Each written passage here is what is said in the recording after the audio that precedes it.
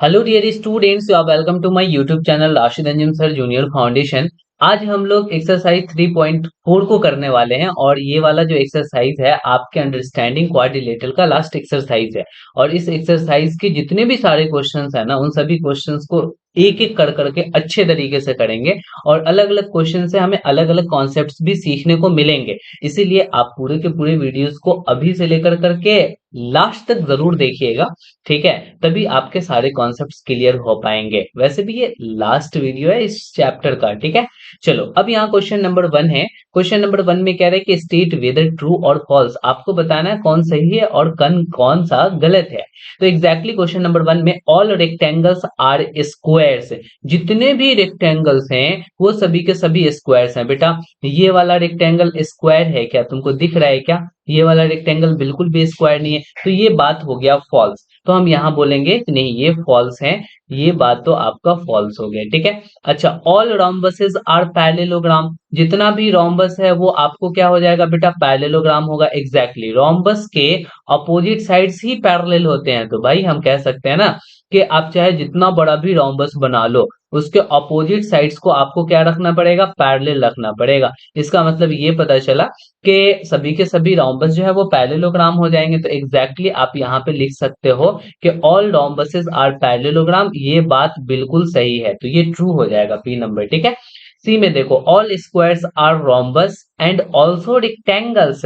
देखो, आप स्क्वायर बनाओ, ठीक है? स्क्वायर के बारे में तुम क्या जानते हो? स्क्वायर के बारे में ये जानते हो बेटा कि स्क्वायर जो होता है ना, उसके सभी के सभी एंगल्स 90 डिग्री होते हैं, ठीक है? और आपको रेक्टेंगल का डेफिनेशन भी पता है कि एक ऐसा पैरेललोग्राम जिसके सभी एंगल्स 90 डिग्री हो वो कहलाते हैं रेक्टेंगल। तो एग्जैक्टली ये रेक्टेंगल तो हो गया। अच्छा, हमें रोम्बस प्रूफ करना है। रोम्बस के डेफिनेशन से तुम क्या समझते हो? रोम्बस कहता है कि ऐसा पैरेललोग्राम जिसकी ऑल साइड्स इक्वल हो। देखो, स्क्वायर की ऑल साइड्स इक्वल होती है ना, और ये एक पैरेललोग्राम भी है क्योंकि अपोजिट साइड्स इसके क्या हो जाते हैं बेटा? पैरेलल हो जाते हैं। यानी कि ये एक रोम्बस भी है और रेक्टेंगल भी है, ठीक है? दोनों बातें यहाँ पर बिल्कुल फिट बैठ रहा है, इसीलिए हम बोलेंगे कि सी जो है वो एग्जैक्टली सर हमारा ट्रू होगा। तो यहाँ पे चलो हम फटाफट से लगा देते हैं ट्रू। तो यहाँ पे लिखो ट्रू, ठीक है? ये सी के बारे में मैंने लिखा। अब यहाँ पे डी में चलते हैं। All squares are not parallelogram हैं, ऐसा कैसे कह दिए कि सभी का सभी स्क्वायर पैरेललोग्राम नहीं हो सकता? जितने भी सारे स्क्वायर्स होते हैं उन सभी स्क्वायर्स का अपोजिट साइड पैरेलल होता है, तो ये तो पैरेललोग्राम होना चाहिए। और आप कहते हो कि नहीं होगा, तो एग्जैक्टली गलत हो। तो ये बात आपका फॉल्स हो गया, ठीक है? ई नंबर में है ऑल काइट्स आर रोम्बसेस। जितने भी काइट्स हैं बेटा वो रोम्बस होंगे, ठीक है? जरा बताना, ये रोम्बस दिख रहा है क्या तुमको किसी भी एंगल से? रोम्बस के ऑल साइड्स इक्वल होते हैं और यहाँ पे देखो ये दोनों इक्वल है और ये दोनों इक्वल है। इसका मतलब ये गलत बात है, बिल्कुल गलत, ठीक है? ऐसा तो आप नहीं कह सकते सर, ठीक है? आपको ये बोलना पड़ेगा। पहले थोड़ा सा इसको इरेज कर देते हैं। Yes, exactly, all kites are rhombuses, ये बिल्कुल फॉल्स बात है। सभी काइट्स रोम्बस नहीं हो सकते हैं। अच्छा, ऑल रोम्बसेस आर काइट्स, जितने भी सारे रोम्बस है वो काइट्स हैं। चलो देखते हैं, पहले रोम्बस बनाते हैं। यहाँ पे हमने क्या किया बेटा? रोम्बस बनाया और इसमें हम काइट्स के डेफिनेशन को फुलफिल करते हैं। काइट ये कहता है कि एडजेसेंट वाला साइड इक्वल होना चाहिए। लो भैया, इक्वल है, एक पेयर इक्वल हो गया। दूसरा वाला एडजेसेंट पेयर भी इक्वल होना चाहिए। रोम्बस में तो सभी साइड्स इक्वल होते हैं बेटा, तो ये दोनों क्यों ना इक्वल होगा? तो इसका मतलब ये हो गया कि ये हमारा काइट हो गया। तो yes, all rhombuses are kites, बिल्कुल सही बात है। यहाँ पे आप लिखोगे ट्रू। तो एग्जैक्टली चलो हम लोग लिख देते हैं ट्रू, ठीक है? आगे बढ़ते हैं। All parallelograms are trapezium. जितने भी पैरेललोग्राम्स हैं वो सभी के सभी ट्रेपेजियम हैं। ये बात भी बिल्कुल सत्य है। इसलिए क्योंकि ट्रेपेजियम का डेफिनेशन ही कहता है एक पेयर पैरेलल होना चाहिए। खुशी की बात यह है कि पैरेललोग्राम में दोनों पेयर अपोजिट साइड्स पैरेलल होते हैं। तो जितने भी पैरेललोग्राम होंगे उसमें दो तो होंगे ही, इसका मतलब एक तो ऐसे ही हो गए, एक पेयर पैरेलल हो गया। तो एग्जैक्टली हम यहाँ पे लिख देंगे कि ये बात भी ट्रू हो गया। एफ और जी दोनों ट्रू हो जाएगा। एच की बात कर लेते हैं। All squares are trapezium. जितने भी स्क्वायर्स हैं वो ट्रेपेजियम होंगे। तो जरा सोच समझ के बताओ तो ये सही बात है क्या? तो स्क्वायर्स है तो ट्रेपेजियम, ट्रेपेजियम क्या कहता है कि एक पेयर अपोजिट साइड पैरेलल होना चाहिए। तो क्या ये दोनों पैरेलल हैं? सर यही क्या, ये दोनों भी पैरेलल है। आप इसकी ही बात कर रहे हैं। ये भी दोनों पैरेलल्स हैं। तो हाँ एग्जैक्टली स्क्वायर्स जो है वो ट्रेपेजियम पक्का हो जाएगा। तो हम यहाँ पे लिख देते हैं उन सभी बातों को कि ये बिल्कुल ट्रू हो गया। कौन कौन से ट्रू हो गए बेटा? तो यहाँ पे बी ट्रू हो गया, बी के बाद सी ट्रू हुआ, सी के बाद एफ ट्रू हो गया, एफ के बाद जी एच, ये सभी के सभी बेटा ट्रू हो गए। तो ये ट्रू वाले कॉन्सेप्ट से आपके क्वेश्चंस में ट्रू एंड फॉल्स पूछे थे, तो ट्रू वाला ये मैंने बता दिया, बाकी जो बचे हुए हैं वो सभी के सभी फॉल्स हो जाएंगे एग्जैक्टली। आगे बढ़ो, आगे बढ़ो। क्वेश्चन में कह रहा है कि आइडेंटिफाई ऑल द क्वाड्रिलेटरल, आपको क्वाड्रिलेटरल आइडेंटिफाई करना है।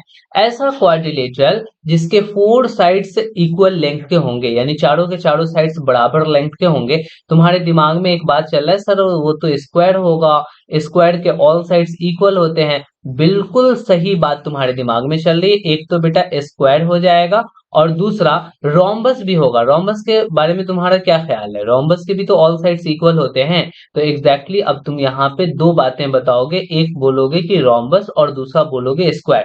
ये दो ऐसे क्वाड्रिलेटरल हैं जिसके ऑल साइड्स इक्वल होते हैं, ये सभी साइड इक्वल हैं और इनके भी ये सभी के सभी साइड्स इक्वल हैं। तो जो आपका आंसर होगा वो स्क्वायर एंड रोम्बस हो जाएगा ए का, ठीक है। अच्छा, एक ऐसा क्वाड्रिलेटरल बताओ जिसके फोर राइट एंगल्स जो हैं वो होने चाहिए। तो फोर राइट एंगल्स यानी कि 90 डिग्री वाला कौन कौन सा क्वाड्रिलेटरल है? तुम्हारे दिमाग में फिर से बात चल रहा होगा सर स्क्वायर में हर एक एंगल 90 होता है। एग्जैक्टली यहाँ भी 90 बनेगा, यहाँ भी 90 बनेगा, यहाँ भी 90 बनेगा, यहाँ भी बेटा 90 बनेगा। यानी एक तो हो गया बेटा तुम्हारा स्क्वायर आंसर। अच्छा, कोई और क्वाड्रिलेटरल जिसके सभी एंगल्स 90 डिग्री होंगे? तो तुम्हारे दिमाग में ये भी बात चल रहा होगा कि सर रेक्टेंगल ले लो ना। फिर रेक्टेंगल की भी जितनी सारी साइड्स हैं वो सभी के साइड सभी साइड्स 90 डिग्री एग्जैक्टली होते हैं। तो अब हम यहाँ पे ये कह सकते हैं रेक्टेंगल, यानी कि आपके दो दो आंसर हो गए इसके। तो रेक्टेंगल के भी 90 डिग्री होंगे एंड स्क्वायर्स के भी 90 डिग्री होंगे। चलो अब हम चलते हैं नेक्स्ट क्वेश्चन पे मूव करते हैं। यहाँ पे क्वेश्चन नंबर थर्ड के फर्स्ट में कह रहा है कि explain how a square is quadrilateral. आप एक्सप्लेन करो कि एक स्क्वायर कैसे क्वाड्रिलेटरल है। तो बेटा देखो फर्स्ट वाला को एक्सप्लेन कर देते हैं। कोई स्क्वायर क्वाड्रिलेटरल इसलिए होगा क्योंकि उसके ऑल साइड सॉरी उसके फोर साइड्स हैं, इसीलिए वो क्वाड्रिलेटरल होगा। Because A square have have four sides, ठीक है। यहाँ पे ए स्क्वायर हैज लगाओगे ना बेटा, एक स्क्वायर की बात कर रहा हूँ, ठीक है। ए स्क्वायर हैज फोर साइड्स है। अब इसके पास बेटा फोर साइड्स है, इसीलिए क्या हो गया कि ये एक क्वाड्रिलेटरल हो गया। तो यहाँ पे बिकॉज लिखना पड़ेगा, ठीक है। तो बिकॉज लिखने के लिए जगह नहीं है मेरे पास, तो इसीलिए हमने इसको यहाँ पे कर दिया। अब यहाँ पे लिख देते हैं बिकॉज, ठीक है। Because a square has because A square has four sides, इसीलिए वो क्वाड्रिलेटरल है। अच्छा, सेकंड नंबर में वो पैरेललोग्राम क्यों है? Because opposite sides of squares are parallels. तो हम यहाँ पे लिख देंगे because opposite sides of opposite sides of square square are parallel. बेटा अपोजिट साइड्स पैरेलल होता है, इसीलिए हम उसको बोलेंगे कि वो पैरेललोग्राम। पहले स्क्वायर बना लो, स्क्वायर बनाए रहोगे देन तुमको अच्छे से क्लैरिटी होगा। देखो हमने एक स्क्वायर बना लिया है और इस स्क्वायर में अब हमने आपको ये बताया कि इसके पास फोर साइड्स हैं, इसीलिए ये क्वाड्रिलेटरल हो गया। सेकंड नंबर का रीजन मैंने क्या बताया कि इसके अपोजिट साइड्स पैरेलल हैं, ये भी अपोजिट साइड्स पैरेलल है, इसीलिए ये पैरेललोग्राम हो गया। थर्ड रीजन देखो, थर्ड वाला एक्सप्लेन करना है, ये रोम्बस क्यों है? तो रोम्बस का डेफिनेशन तुम क्या जानते हो कि a parallelogram whose all sides are equal. तो ये एक पैरेललोग्राम है और इसके ऑल साइड्स इक्वल भी हैं, इसीलिए स्क्वायर के होते हैं ना बेटा ऑल साइड्स इक्वल। तो अब आप यहाँ पे कहोगे because it is the parallelogram whose all sides are equal. Because यहाँ पे आप इसको डालोगे कि because it is a parallelogram, ये एक पैरेललोग्राम है and parallelogram whose all sides are equal.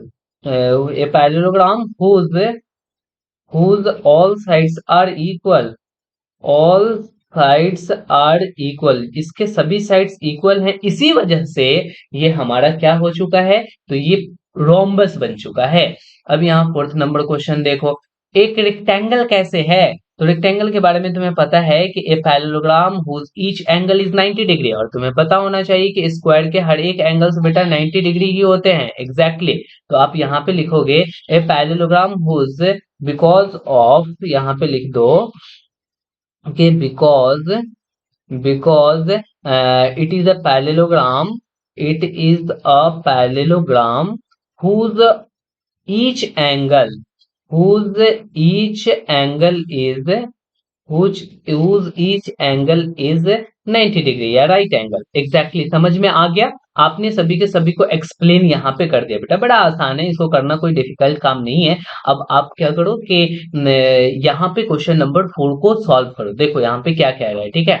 A quadrilateral whose diagonal is bisect each other, वैसा आपको नाम बताना है क्वाड्रिलेटरल का जिसका डायगोनल ईच अदर बाइसेक्ट कर रहा हो। तो यहाँ पे देखो फर्स्ट का आंसर क्या हो जाएगा। आपको डायगोनल बाइसेक्ट ईच अदर करने वाले जो हैं वो सबसे पहले तो पैरेललोग्राम है। पैरेललोग्राम के डायगोनल एक दूसरे को बेटा बाइसेक्ट करते हैं। यहाँ पे देखो ये जो डायगोनल बना और ये जो डायगोनल बना ये एक दूसरे को बाइसेक्ट करेगा, तो पहला आंसर तो होगा पैरेललोग्राम। अच्छा, जितने भी सारे पैरेललोग्राम्स है उसमें डायगोनल बाइसेक्ट करेगा, तो कौन कौन सा पैरेललोग्राम है, तो बेटा स्क्वायर भी एक पैरेललोग्राम है और इसके डायगोनल्स आपस में क्या होंगे, तो इसके डायगोनल आपस में बाइसेक्ट करेंगे, तो आपका इसका आंसर स्क्वायर हो जाएगा। अच्छा, स्क्वायर के बाद और दूसरा पैरेललोग्राम एक रेक्टेंगल भी है, तो रेक्टेंगल भी आप इसका आंसर कर दोगे कि एक रेक्टेंगल भी ऐसा पैरेललोग्राम है जिसके डायगोनल बाइसेक्ट करते हैं, तो यहाँ पे आप लिख दोगे रेक्टेंगल, ठीक है। अच्छा, रेक्टेंगल के बाद भी कोई है क्या, रोम्बस। एग्जैक्टली रोम्बस भी एक पैरेललोग्राम है और ऐसा पैरेललोग्राम है जिसके डायगोनल आपस में बाइसेक्ट कर रहे होंगे। मैंने रफली बेटा सारे फिगर्स को बनाया है, तो यहाँ पे अब हम लिख देते हैं रोम्बस। तो आपने यहाँ पे क्या क्या आंसर किया, parallelogram, square, rectangle and rhombus, ठीक है। अब सेकंड नंबर का देख लो। एक आपको क्वाड्रिलेटरल बताना है जिसका परपेंडिकुलर बाइसेक्टर होना चाहिए डायगोनल, डायगोनल एक दूसरे को परपेंडिकुलर भी बाइसेक्ट करना चाहिए। तो देखो आपके स्क्वायर में वैसा होता है, स्क्वायर में एग्जैक्टली 90 डिग्री बनाता है और वो बाइसेक्ट करता है परपेंडिकुलर, तो यहाँ पे आपका एक तो आंसर होगा स्क्वायर और दूसरा कौन होगा, रोम्बस। रोम्बस में भी वही बात होता है बेटा, ये जो डायगोनल है ना बाइसेक्ट भी करता है और 90 भी बनाता है, तो स्क्वायर हो गया और दूसरा कौन हो गया बेटा, तो रोम्बस हो गया। तो यहाँ पे लिख डालो square and rhombus. Third number पे चलते हैं, थर्ड नंबर पे मूव करते हैं। अरे आसान है, समझ में आ रहा होगा, इसमें बहुत बड़ी चीज नहीं है।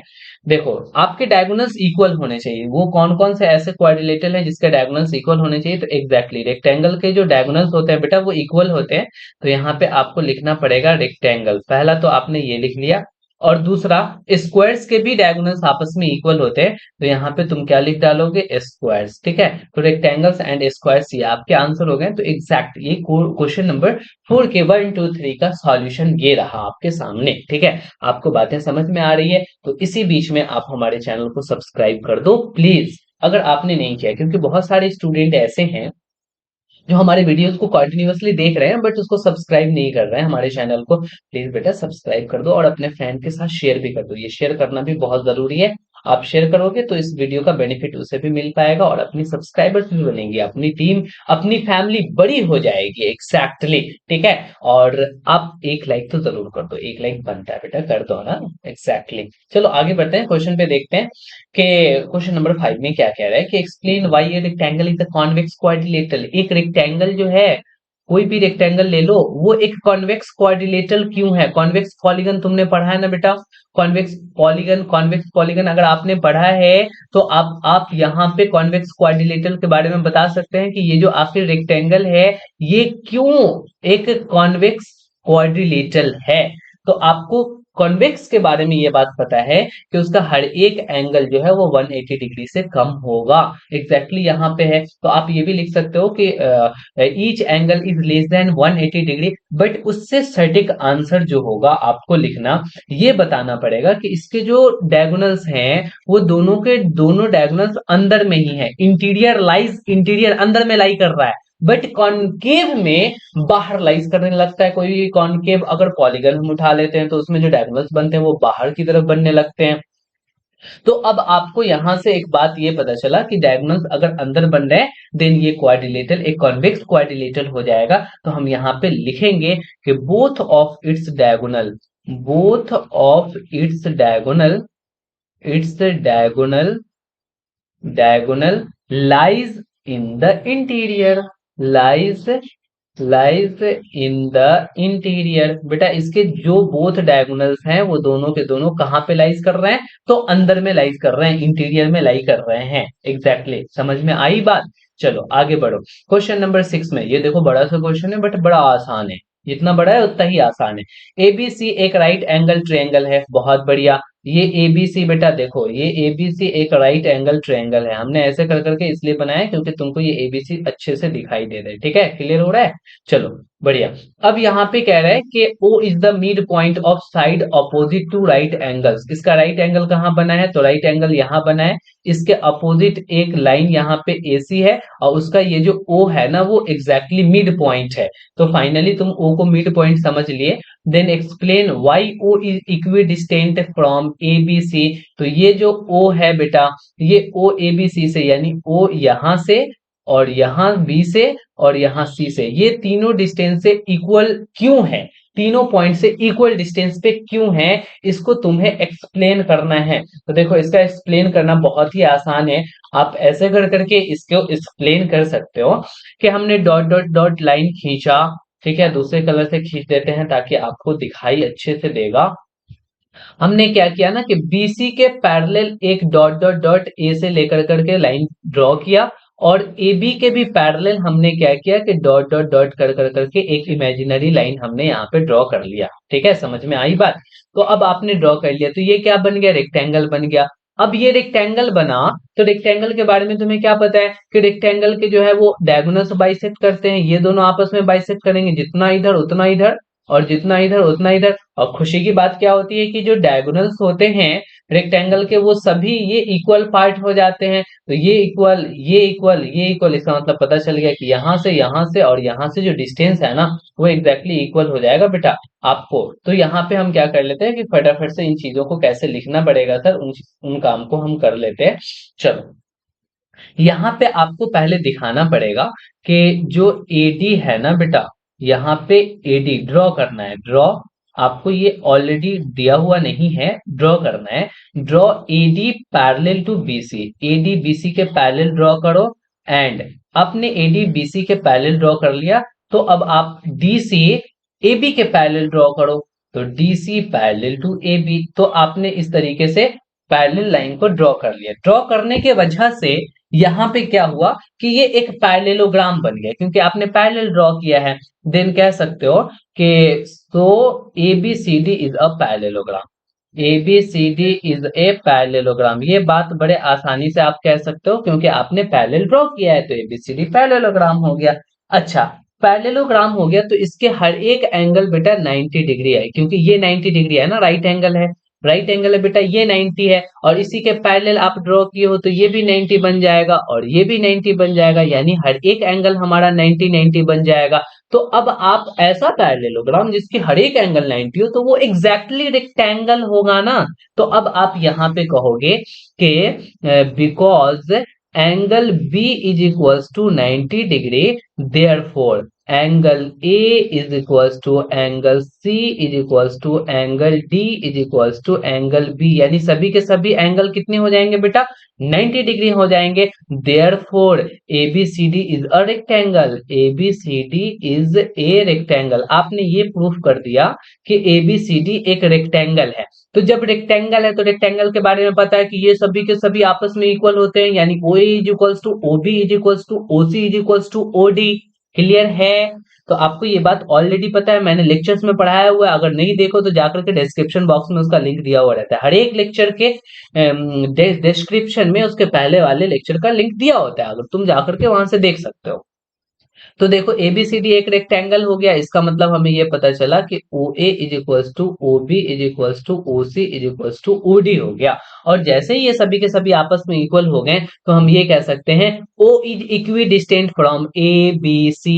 O जो है वो ABC से इक्विडिस्टेंट पे है, हालांकि D से भी है, बट हमें नीड है ABC को बताने की, तो हम यहाँ पे बता सकते हैं therefore O is equidistant, equidistant, equidistant point from point A, B and C, A B C से ये इक्विडिस्टेंट पे हो गया। तो एग्जैक्टली आपके पूरे के पूरे इस एक्सरसाइज का ये सॉल्यूशन रहा। आपने पूरे सॉल्यूशन को कवर कर लिया है। बेटा आप क्या करो ना कि नोट्स जो आप बनाए हो उसको बार बार रिवाइज करो, या फिर अगर नोट्स नहीं बनाए हो देन नोट्स जाकर के कंप्लीट करो, और आगे ऐसा भूल करके भी नहीं करना, नोट्स बनाया करना, क्योंकि नोट्स आपको रिवीजन करने में बहुत हेल्प करता है। और आप रिवाइज करते हो तो आपको बातें याद रहती है। और सॉल्यूशन का आप फेयर बनाते हो कि नहीं, फेयर बना लो, ज्यादा बेहतर है, क्योंकि आप उसको बाद में रिवाइज करोगे देन आपको समझ में बातें आ जाएगी।